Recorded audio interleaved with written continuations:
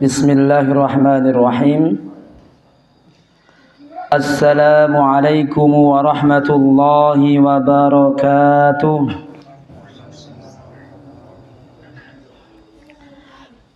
Alhamdulillah.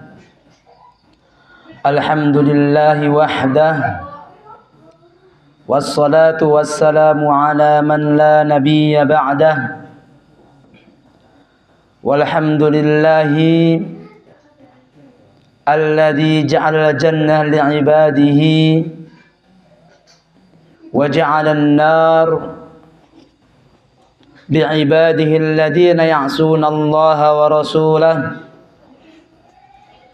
Salatan wa salaman دائمين متلازمين على حبيبنا المصطفى محمد صلى الله عليه وسلم وعلى آله وأصحابه ومن تبعهم بإحسان إلى يوم الدين. أما بعد، ويا معاشر المسلمين ويا معاشر المسلمات, hadirin wal hadirat yang sama-sama merindukan surga dan ridhonya Allah Subhanahu wa ta'ala. Alhamdulillah, marilah kita bersama-sama mengucapkan syukur kita terhadap Allah Subhanahu wa ta'ala, yang mana pada malam hari ini Allah Subhanahu wa ta'ala masih memberikan kesempatan bagi kita bisa berkumpul kembali, bisa bersama-sama lagi dalam mendatangi walimah dan dalam rangka bersama-sama mengkaji beberapa ilmunya Allah Subhanahu wa ta'ala. Maka kita berdoa kepada Allah Subhanahu wa ta'ala, semoga Allah Jalla wa Ala memberikan kemudahan bagi kita dengan kita menuntut ilmunya Allah. Allah mudahkan kita nantinya memasuki surga dan mendapatkan ridhonya Allah Subhanahu wa ta'ala. Amin ya rabbal alamin. Kedua kalinya, salawat beriring salam tak lupa kita berikan kepada kekasih kita, Nabi kita Muhammad sallallahu alaihi wasallam, dan semoga Allah senantiasa nantinya memberikan kemudahan bagi kita untuk selalu melaksanakan perkara-perkara yang telah beliau tinggalkan menjadi ajaran buat kita, sampai nantinya Allah ridho dengan kita, memberikan syafaatnya, syafaatul uzma, dan memasukkan kita semua ke dalam surga bersama kekasih kita Nabi Muhammad sallallahu alaihi wasallam. Amin ya rabbal alamin. Ma'asyiral muslimin, Bapak Ibu yang dirahmati Allah Subhanahu wa ta'ala, perlu diketahui yang namanya syariah nikah atau perkara nikah ini bukan hanya syariat yang dimiliki oleh umatnya Rasul sallallahu alaihi wasallam, tetapi syariat nikah ini juga dimiliki, dilakukan oleh umat-umat terdahulu. Jadi kita tahu bahwa yang namanya nikah itu adalah di antara syariat yang ditinggalkan Rasul sallallahu alaihi wasallam, bukan hanya syariatnya Rasulullah tetapi juga syariatnya umat-umat terdahulu. Berarti sebelum zaman Rasulullah dulu sudah disyariatkan, dulu sudah dianjurkan, diperintahkan agar manusia itu menikah. Ikhwatal iman, saudara-saudariku yang dirahmati Allah Subhanahu wa ta'ala, bahkan perlu diketahui, saking pentingnya menikah ini, saking besarnya syariat ini, maka syaitan laknatullahi alaih ketika mendapat kabar gembira, ketika mendapat suatu kabar tentang perceraian yang dilakukan seseorang, maka setan ini akan berbahagia, bersenang ria. Berbeda dengan kabar-kabar yang diberikan atau sesuatu yang terjadi yang mana tidak berkaitan dengan perceraian yang dilakukan oleh manusia. Maka ikhwatul iman yang dirahmati Allah Subhanahu wa taala, dalam sebuah hadis yang diriwayatkan oleh Imam Muslim, Rasulullah sallallahu alaihi wasallam mengatakan, "Inna syaitana yada'u 'arsyahu 'alal ma'i." Sesungguhnya syaitan itu meletakkan singgasananya itu di atas air. Jadi saya ulangi, syaitan memiliki singgasana di atas air. Selanjutnya, "Tsumma yab'atsu sarayahu fin nasi faqarabahum 'indahu manzilatan a'dhamuhum 'indahu fitnatan."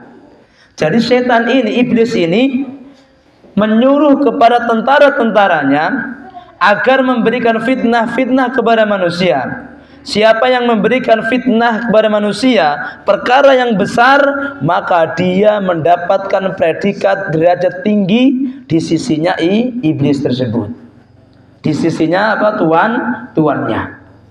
Jadi memang sengaja diutus setan-setan ini, diutus mereka semua agar mereka semua mengganggu siapa?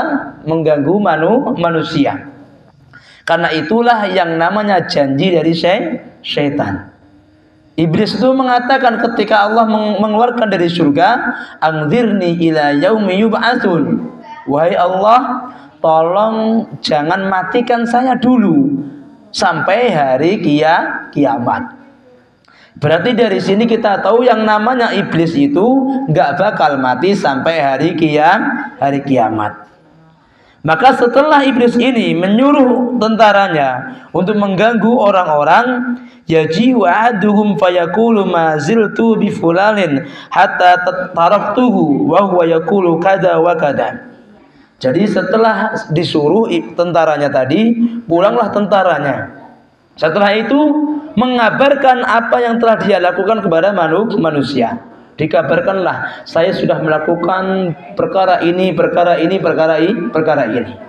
Tetapi setelah mendengar perkara tersebut, syaitan biasa-biasa saja. Fayaqul iblis, la wallahi ma sana'ta syai'an. Sungguh engkau itu belum melakukan sesuatu. Seakan-akan perkara yang dilakukan tentaranya tidak ada nilainya, masih perkara kecil. Selanjutnya, wa yaji'u ahaduhum fayaqulu, dan salah satu datang lagi, ma taraktu farraqtu bainahu wa bain ahli.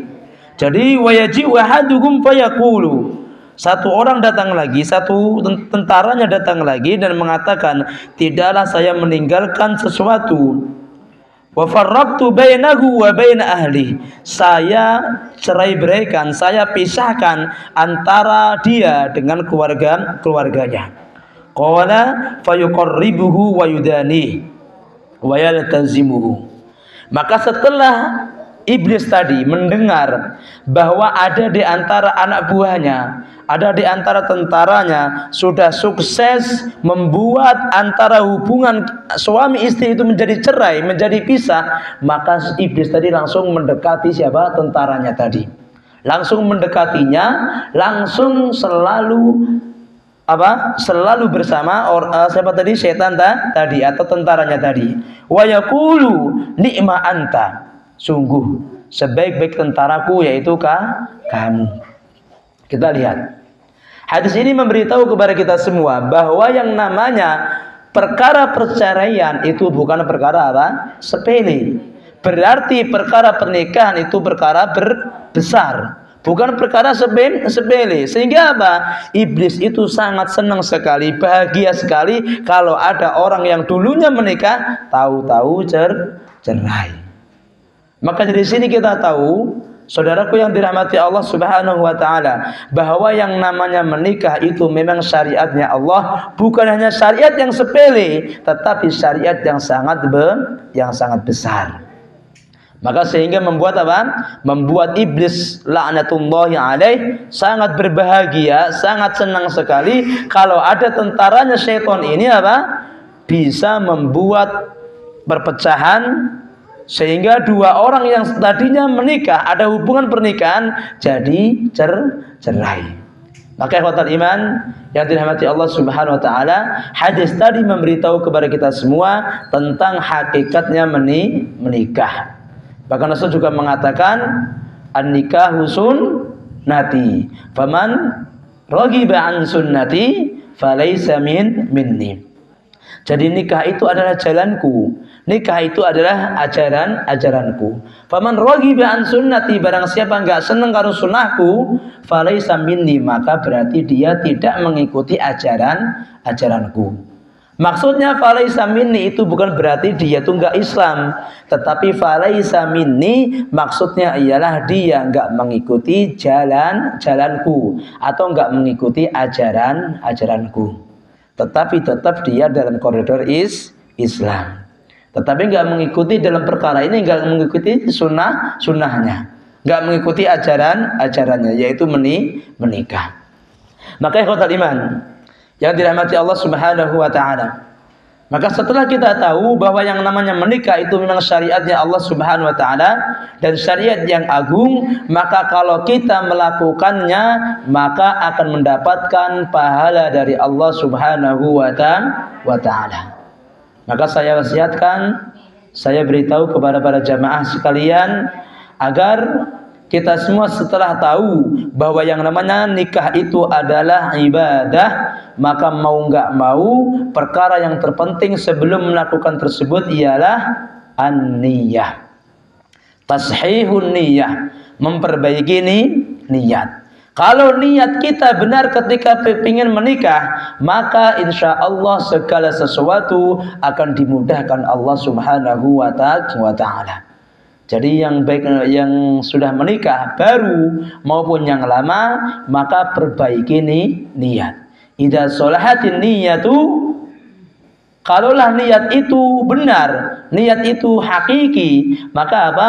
Semuanya kullun muyassarun, semuanya akan dimudahkan oleh Allah Subhanahu wa taala. Kenapa? Karena kalau memang niatnya kita menikah karena Allah Subhanahu wa taala, Allah akan tuntun kita, Allah akan bantu kita.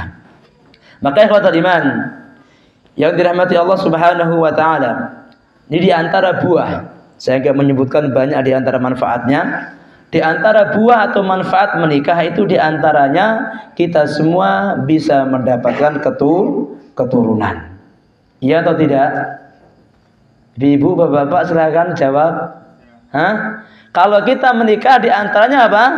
Pingin mendapatkan apa? Keturunan.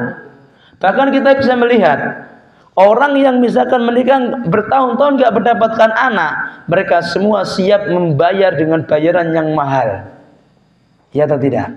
Siap melaksanakan operasi yang namanya apa? Bayi tabung. Bayi tabung itu enggak murah. Bisa berapa? Ratusan juta. Untuk anak saja berani bayar apa? Ratusan juta. Kenapa? Karena memang anak itu menjadi qurrata a'yun, menjadi pelipur lara bagi kita. Maka ikhwatal iman yang dirahmati Allah Subhanahu wa taala, perlu diketahui yang namanya kehidupan zaujiyah, kehidupan suami istri itu akan menjadi bahagia kalau memang punya anak. Apakah itu cukup? Enggak cukup. Berapa banyak orang yang punya anak tetapi mereka semua dibuat pusing oleh anaknya? Banyak atau tidak? Banyak. Anaknya buat pusing siapa?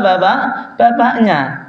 Bukannya sejatinya harusnya senang punya anak, anaknya banyak gitu kan? Senang seharusnya. Kok malah anaknya membuat apa? Pusing bapak ibunya. Dan ini banyak. Maka hanya punya anak saja itu enggak cukup membuat kita bahagia. Tetapi yang membuat bahagia ialah kalau kita semua memiliki anak yang soleh. Jadi kalau kita punya anak yang soleh, baru nanti kita akan mendapatkan kebahagiaan, kesenangan ketika punya anak. Tetapi kalau punya anak malah membuat kita masalah, membuat kita semakin jauh dari Allah, membuat kita sengsara, menarik kita ke neraka, maka ini masalah besar buat kita. Maka hati-hati. Yang kita semua menginginkan anak, menginginkan keturunan, maka mau nggak mau jadikanlah anak kita menjadi anak yang soleh. Jadi baik yang nikah yang sudah lama maupun yang baru ini, kalau pingin punya anak, maka mintalah Rabbi habli minas solihin. Ya Allah, mintalah berikanlah kepadaku anak yang soleh, baik lelaki maupun perempuan. Kenapa ma'asyiral muslimin yang dirahmati Allah Subhanahu wa taala?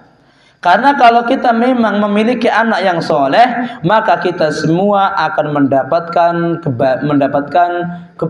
kebaikan yang sangat banyak. Jadi kalau kita punya anak soleh, kita semua akan mendapatkan kebaikan yang sangat banyak. Di antara kebaikannya, jadi kalau kita memang punya anak soleh, tuba liman waladu soleh. Jadi memang beruntung sekali kalau menjadi anak yang soleh. Kalau memang kita memiliki anak yang soleh, nantinya keberuntungan itu bukan hanya kembali kepada anaknya, tetapi juga akan kembali kepada siapa? Bapaknya. Coba kita lihat. Kalaulah kita memiliki anak yang soleh, anak yang baik, dari perilakunya pun sudah nggak membuat kita pusing. Dari perilakunya pun sudah membuat kita senang. Itu baru perilaku saja yang mereka lakukan. Belum yang lain-lainnya. Kalau punya anak soleh, perilakunya saja membuat kita bahagia, senang. Karena melihat anak yang soleh. Belum lagi kalau yang namanya anak soleh, itu bisa akan memberikan pahala, kiriman pahala kepada kita. Jadi kalau memang anak soleh itu bisa mengirimkan pahala kepada orang tuanya, tetapi dengan catatan bahwa anaknya tadi bisa soleh karena memang hasil dari jerih payah siapa? Bapak ibunya. Contoh misalkan, kalau misalkan kita punya anak yang soleh, tetapi anak soleh tadi bukan karena hasil didikan kita, maka kesolehannya tidak akan mengirimkan pahala ke dalam diri kita. Kita ambil contoh misalkan, ada orang yang punya anak. Bapaknya ini memang orang yang jauh dari Allah Subhanahu wa taala. Enggak pernah sholat, enggak pernah puasa, enggak pernah ngapa-ngapain. Pokoknya jauh dari siapa? Allah. Senangnya maksiat. Tetapi tahu-tahu dia punya anak. Anaknya ini Masya Allah, solehnya luar biasa. Solehnya luar biasa. Tetapi dia soleh itu bukan karena bapaknya, karena tetangganya. Karena siapa? Tetangganya. Maka gara-gara kesolehan anaknya tadi, maka bapaknya itu tidak bisa mendapatkan pahala sholatnya, pahala ngajinya, pahala puasanya. Dia nggak bakal dapat. Kenapa? Karena hasil solehnya bukan dari jerih siapa? Bapak ibunya. Bapak ibunya hanya akan mendapatkan pahala dari nafkah, dari sesuatu yang dia berikan kepada anak-anaknya. Memberikan makan setiap harinya, memberikan duit jajan, itu termasuk sedekah. Bahkan termasuk sedekah yang paling baik ialah yang diberikan kepada keluarganya. Maka bapaknya ini ketika mencari duit, mencari harta, jangan pesimis. Kenapa? Karena semua itu yang diberikan kepada istri, kepada anaknya, itu semua ternilai ibadah. Semua ada ibadahnya. Kita memberi makan, kita memberi minum, kita memberi uang jajan kepada anak kita, memberikan baju, itu semuanya terhitung ibadah. Tetapi kalau untuk mendapatkan kesolehan, mendapatkan pahala dari kesolehan anak tadi, itu tidak akan didapatkan kecuali apa? Dengan hasil jerih payahnya sendiri. Wa allaisa lil insani illa ma sa'a. Sesungguhnya manusia itu tidak akan dapat sesuatu kecuali dari hasil jerih payahnya. Lah bapaknya nggak mau susah. nggak mau ngajak kebenaran, maunya malah jauh dari Allah, maka jangan mimpi mendapatkan kiriman pahala. Maka ini penting buat kita, ma'asyiral muslimin, saudara-saudariku yang dirahmati Allah Subhanahu wa taala, bahwa yang namanya anak itu adalah aset buat kita. Aset buat kita yang nantinya bakal akan mengirim pahala kepada kita kalau kita semua sudah tiada. Dan perlu diketahui Bapak Ibu, yang namanya anak, kalau memang itu hasil dari kita, ketika sholat, ketika ngaji, ketika melakukan ibadah, nggak perlu dihadiahkan langsung otomatis sampai kepada bapak ibunya. Nggak perlu dihadiahkan. Misalkan sholat Allahu Akbar, otomatis ketika dia sholat langsung sampai kepada bapak ibunya. Ketika dia puasa, otomatis sampai kepada bapak ibunya. Kenapa? Karena dia yang membiayai ketika mondok, membiayai ketika belajar. Maka dari biaya inilah orang tua berhak mendapatkan apa? Mendapatkan kiriman pahala dari anak-anaknya. Maka saudaraku yang dirahmati Allah, jangan sampai anak-anak kita ini, aset kita ini malah kita biarkan saja. Padahal kalau kita memiliki anak yang soleh, nanti cucu kita soleh, di bawahnya soleh lagi, bisa jadi semua pahalanya akan sampai kepada kita. Maka ini diantara manfaat yang luar biasa. Manfaat yang luar biasa kalau memang kita memiliki anak yang soleh. Jangan bermimpi kalau kita semua memiliki anak soleh, tetapi kalau kita nggak soleh dulu kepada orang tua kita. Maka ini cara yang pertama. Di antara cara yang pertama, bagaimanakah kita untuk mendapati atau mempunyai anak yang soleh? Maka cara yang pertama, solehkanlah dulu kita kepada bapak ibu kita. Nanti insya Allah akan kirim anak-anak soleh kepada kita. Itu cara yang pertama. Mau nggak bapak-bapak punya anak soleh, mau atau tidak? Yang di luar mau atau tidak nih? Nah, kalau memang mau pingin anak yang soleh, maka jadikanlah kita dulu anak soleh untuk orang tua kita. Nanti orang tua Allah akan ngirim anak-anak soleh kepada kita. Itu syaratnya. Lah kalau kita misalkan anak durhaka kepada orang tua kita, yo nantinya kalau kita punya anak jangan mimpi punya anak soleh. Apalagi nggak tobat, nggak bertobat. Kalau bertobat masih mending. Dulunya durhaka kepada orang tuanya, tahu-tahu bertobat kepada Allah, minta ampun kepada Allah, minta maaf kepada orang tuanya. Bisa jadi nanti apa? Allah kirim anak-anak soleh. Yang menjadi masalah ialah kalau kita durhaka kepada orang tua kita, tetapi kita bermimpi mempunyai anak yang soleh, maka ini hayhata lima turidun. Sungguh jauh sekali apa yang kalian semua inginkan. Maka cara yang pertama kalau kita ingin punya anak yang soleh, bagi nganten yang baru ataupun nganten yang lama, maka cara yang pertama ialah jadikanlah diri kita soleh dahulu. Nanti insya Allah akan kirim anak soleh.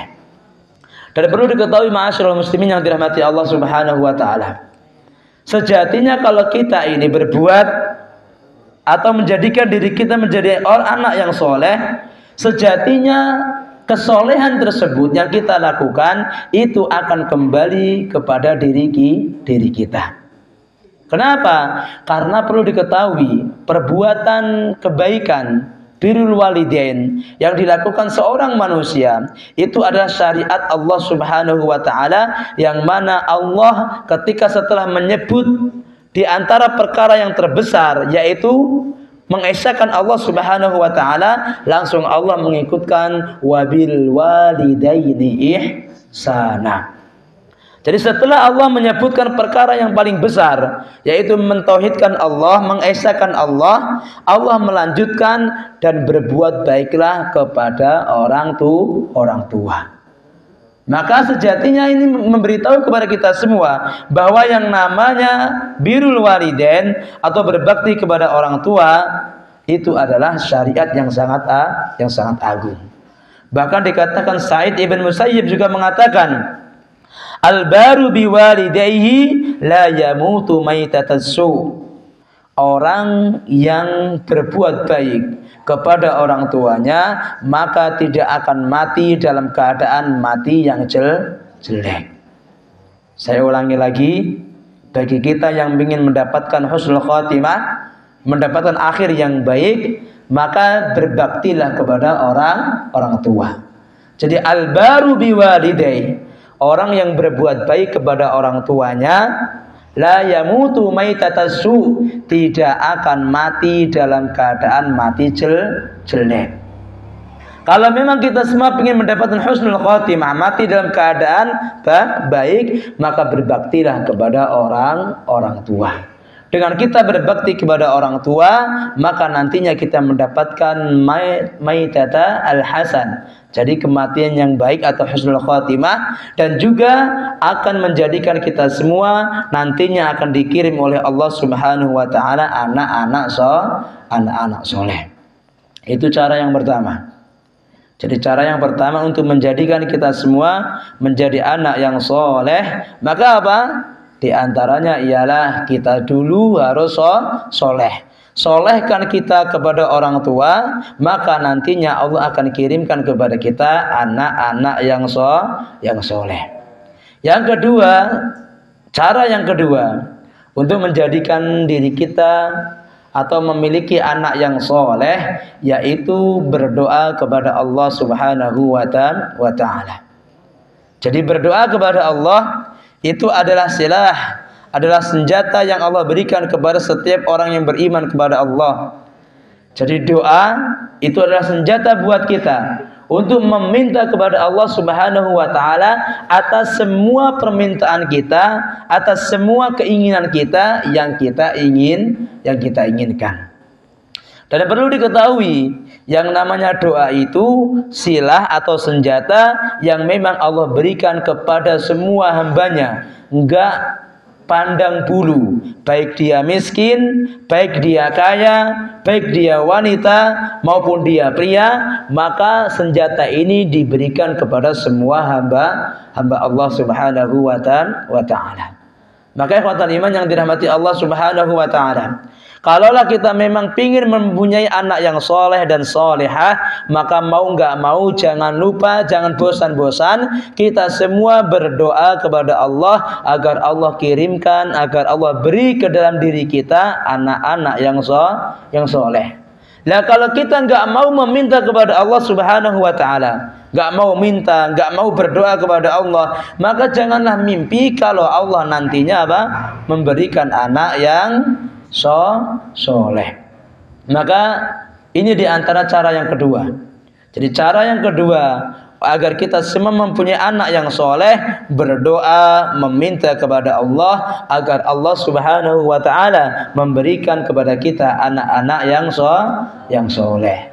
Maka saudaraku yang dirahmati Allah Subhanahu wa ta'ala, maka saya ulangi lagi bahwa yang namanya anak soleh itu adalah perkara yang sangat luar biasa, perkara yang sangat kita butuhkan untuk kesenangan kita semua di akhiratnya Allah Subhanahu wa ta'ala.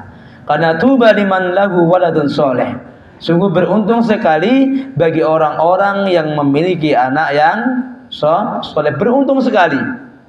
Kenapa beruntung? Tadi beruntungnya mendapatkan kiriman pahala, walau kita sudah tiada, kita pun sudah enggak berbentuk lagi, tinggal tulang saja misalkan begitu. Tetapi kalau kita memiliki anak-anak yang soleh, tetap anak tadi mengirimkan pahala-pahala yang mana akan membuat kita semua nantinya berbahagia ketika berjumpa dengan Allah Subhanahu wa ta'ala. Karena perlu diketahui, yang namanya kesempatan kita untuk beramal itu tidaklah selama-lamanya. Kesempatan amal kita itu tidak selama-lamanya, tapi ada batasnya. Tetapi untuk mendapatkan pahalanya masih ada kesempatannya. Kalau kita beramal sudah tidak bisa. Tetapi kalau untuk mendapatkan pahalanya, kiriman pahala masih bisa. Di antaranya apa? Rasulullah mengatakan idza mata ibnu Adam inqata amaluhu illa min thalath. Jadi ketika manusia hambaan Adam ini meninggal dunia, inqata amaluhu, terputus semua amalnya. Illa min thalath, kecuali 3 perkara.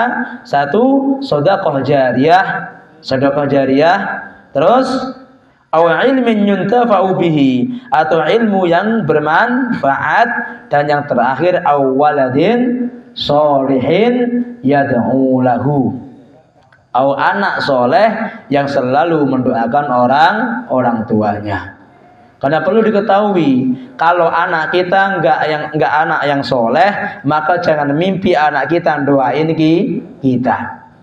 Kalau anak enggak soleh itu biasanya enggak mau meminta, enggak mau berdoa kepada Allah Subhanahu wa Ta'ala. Bagaimana dia mau mendoakan orang tuanya? Lah, mendoakan untuk dirinya saja dia enggak pernah. Maka penting sekali kalau kita memiliki anak yang soleh. Karena dalam suatu hadis dikatakan ada seseorang yang mana ketika kembali kepada akhiratnya Allah, tahu-tahu mendapatkan derajat surga yang sangat tinggi di sisinya Allah Subhanahu wa Ta'ala. Jadi anak ketika kembali kepada akhiratnya Allah itu tahu-tahu mendapatkan apa? Derajat tinggi di surganya Allah Subhanahu wa Ta'ala. Maka orang tadi heran, bingung dia.